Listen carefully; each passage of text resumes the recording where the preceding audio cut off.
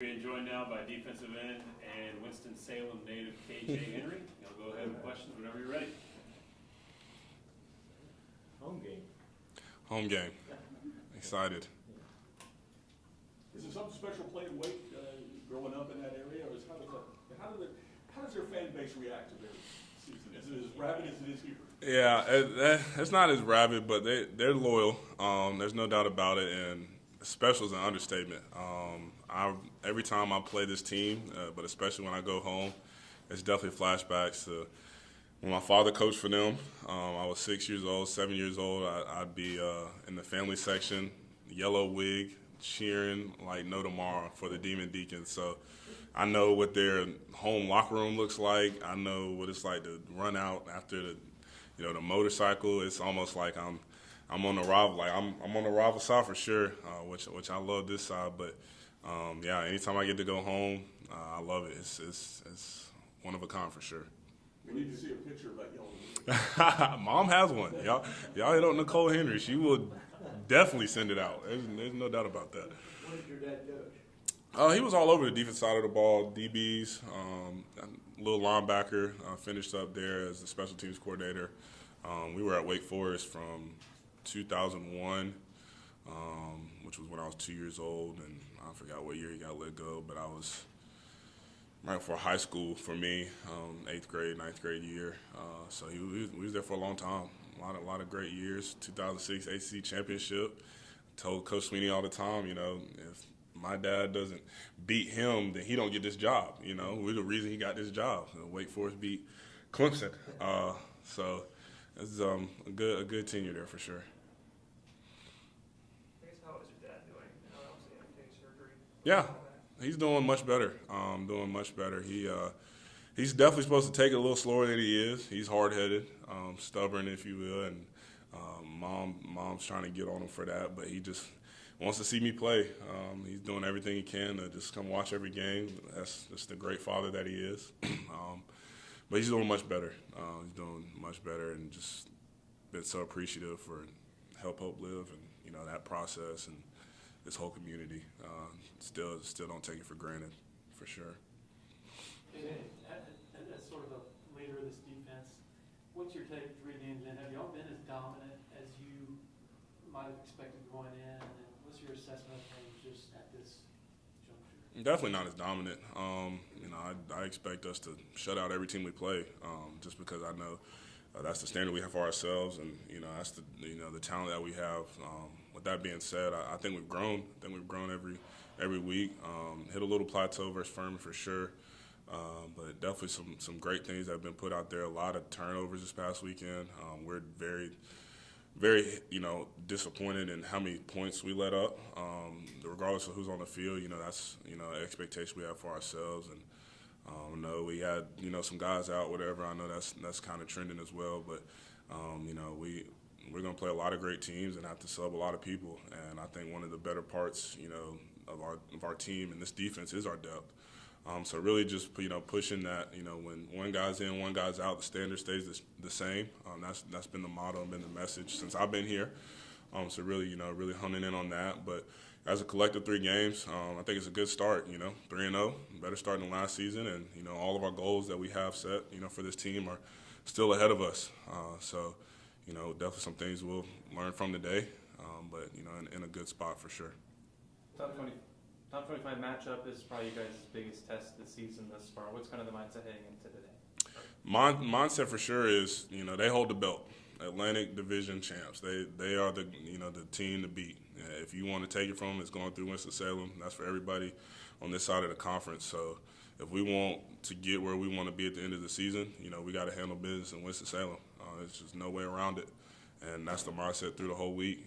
Is understanding that regardless of the success we had with them last year, they were in the ACC championship, not us, and that's because we didn't handle our business throughout the year. So it's definitely with a get back mindset. We're ready to go up there and wreak havoc, and we're excited and we're determined for sure. What kind of challenges does Sam Hartman present? Yeah, he's challenging. We're trying to compete of who can stay longer. That's one challenge that's been up for sure. But You know, with that, you know, being a vet, he's just an older guy, and you know, with experience, you know, comes wisdom, especially at the quarterback position. Very talented, athletic, and you know, I know he's just excited to get back on with his team. I'm really, you know, happy to see that he's healthy more than anything. You know, was, you know, hurt to see. I know he was too with the news of him missing a couple games. You know, never necessarily want to see that out of a competitor. So glad to see him back, and I know he's, you know, he's ready to grind and, you know, make a statement, you know, and, you know, take us down at home. So, you know, I know that it's just a grittiness that he has to him, that, you know, that moxie that you have in that quarterback position. It's kind of hard to explain, but he definitely possesses it. And you know, I think as a defense, the goal is always to just kind of turn over that, you know, early, you know, really try and, you know, set the tone for the game. That's going to be a big focus for us, for sure. What do you have to, I'm sorry, what do you have to do to change things? You're going against a different caliber of quarterback now, so when you get to conference play, what do you need to do better? Yeah, 100%. It's different for each week, for sure. Now, you alluded to the conference, but it's different week in and week out for each quarterback and each team. For this one, that, you know, they're really good at, you know, the slow read inside zone, making you be patient, making you stay in your gaps, and, you know, making the trenches really work on both sides of the ball. So it's really going to be who wants it more. I think every game's going to be decided by the trenches, and I think that as a defensive line, you know, we really got to set the tone early that we come into play. And I think, you know, like I said, as a quarterback who's been here a long time, he's seen our defense a lot, you know, so we have to give him different looks, you know, that he hasn't seen over the years, and really just try and challenge him. But at the end of the day, we got to be relentless, man. That's, you know, definitely parts that I've seen out of our team this past weekend, and that was exciting to see. And now it's just putting that together for 4 quarters. You know, I think in every game we've all seen just those little lulls that we have, and you know, we're trying to just get rid of those. You know, that's kind of the goal. And definitely coming into conference play, you know, that's going to be big. So really just trying to hone in on having a complete game offensively and defensively. KJ, I know you guys say that you know, you treat everything the same. Is there going to be any more? I mean, it's got to feel different knowing that the conference season's really starting now, and you know, right away with a couple of really big opponents that could go a long way to where you guys want to get to. Yeah, we won't prepare any differently. You know, I think it's big that you really set a standard of repetition, you know, as you get through the season. So no matter who you play, you are always preparing the same way. That's for anybody that's competing in this game. But at the same time, it's all about the attention to details. You know, it's the focus that you bring, you know, each and every day to, you know, try and figuring out what you can do to give yourself the upper hand on Saturday. So that's going to be the challenge this week. You know, Sam and that offense, you know, brings that challenge. A high-tempo team who loves to put a lot of points on the board. So like I said, we just kind of have to dig into what we've been doing these past couple of years and try and, you know, find a way to make it better. You know, you mentioned before the first week about, hey, the ACC isn't just Clemson. You've been talking about it's not just Clemson. Yeah. Yet in the non-conference schedule so far, I think the league's won like 82% of its games or something like that. That's got to say something about what this league is, and maybe people just aren't paying attention. Yeah, the last thing I'm gonna do is, you know, go out on the side of the street and say we have the best, you know, conference. That's really not for me to say, but I know we have great competitors in this league, great teams in this league, and like you said, 82%, you know, success rate outside of the conference. That speaks to really just how much we've grown as a league. And you know, I could talk all day about all the quarterbacks we have, especially the ones we're going to have to play this season.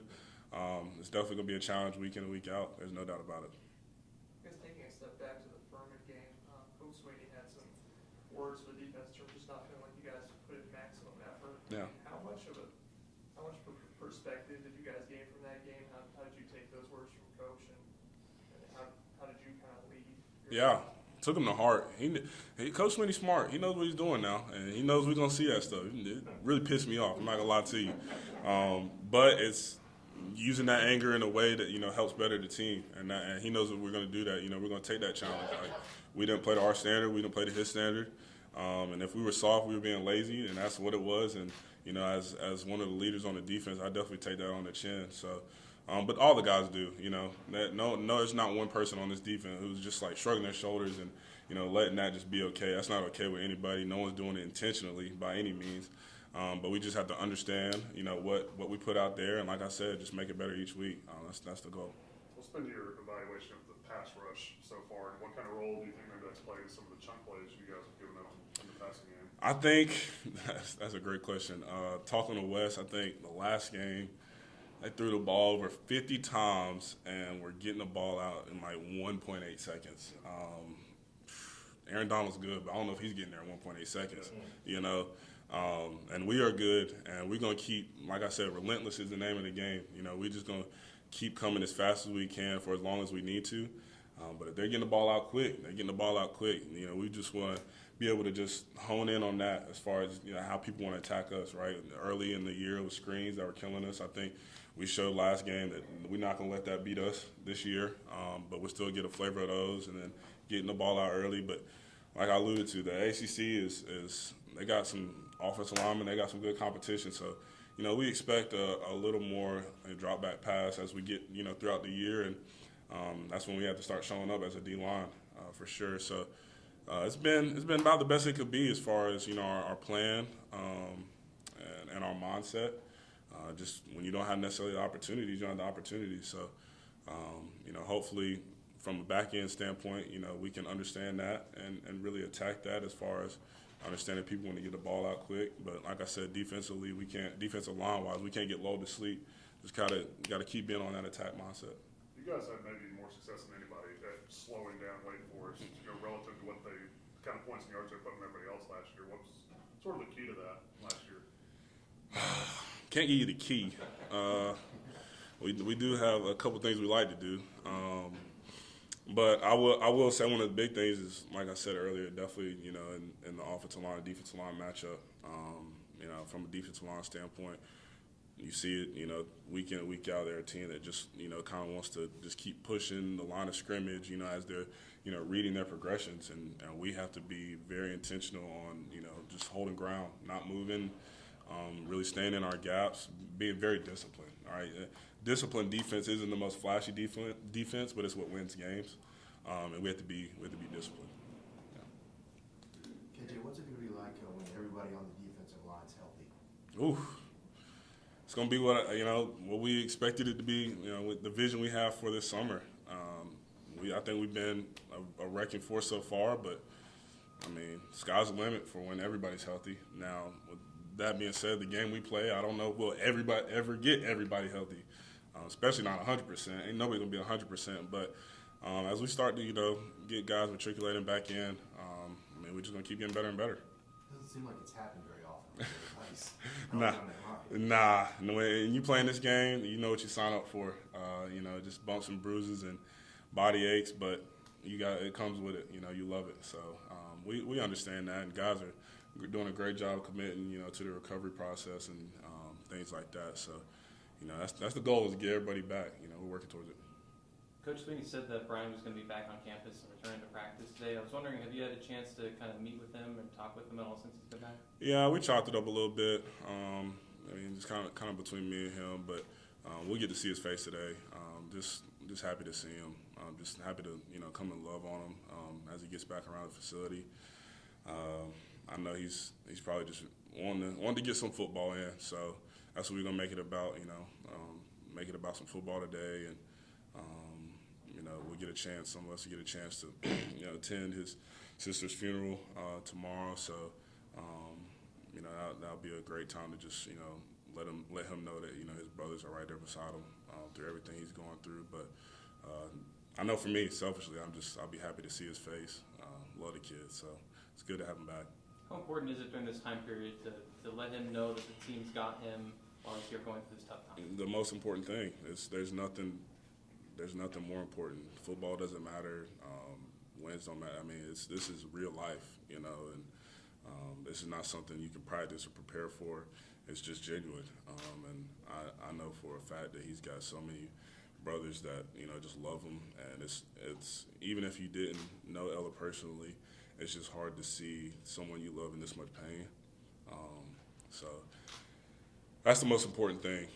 no doubt about it, is to let him know how much, you know, we love and care for him, and, you know, we're going to move at the pace he's ready for. No one's going to push him to do anything and that he's not ready to do. With that being said, you know, he's made it very clear that his sister would want him to give the best, you know, that he has, and I know he's going to probably come in with a mindset of just getting ready to get back to work. But it doesn't happen like that. It's not that easy. So even through the ups and downs, you know, like I said, you can't practice for it.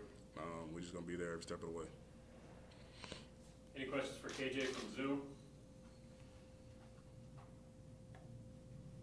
Did you answer your question? Yeah, KJ, this is Brian Hall with WF Line Greensboro Football as well. Just your time with Coach Snow and at West Forsyth, how did that help develop and start to mold you into the player that you are today? Great. What's up, Brian? I know exactly what I'm talking to. Just texted Coach Snow on the way over here, making sure I get my dog in this weekend. It's made me who I am today. You know, he nurtures everybody there at West Forsyth. You know, he loves his players. You know, he's real committed to, you know, their next level, you know, getting everybody to college. And he's been a rock in my life for me. So, because I could sit here all day and speak highly of a good old Snowball, but he's been good. He's been good. Appreciate it. Thank you. Hey, Dave, this is Matt Connolly. I was just wondering, when quarterbacks are getting rid of the ball quickly, how do you balance wanting to get there and wanting to get pressure, but also knowing when maybe it's just best to get your hands up and try to bat the ball? Yeah, that's what the coaches get paid the big bucks for. They got to figure out the balance stuff. We go where they say go and attack how they say attack, you know. Hey, Coach West, he's a smart guy, you know. I'm letting him do his job. And like I said, the calls he puts in, that each call, it kind of, you know, tells you the mindset, you know, of the play and, you know, how you should attack it once you get into the details of the defense. So we just take it play by play. And I know you said Dabo was smart and would hear what y'all would hear what he was saying to the media last week. Just what was his kind of message directly to y'all behind the scenes of the defense? Yeah, it wasn't nothing he said to the media that he didn't say to us in a different tone, if you will. But we had already heard the message, and that's all it is, hearing the message.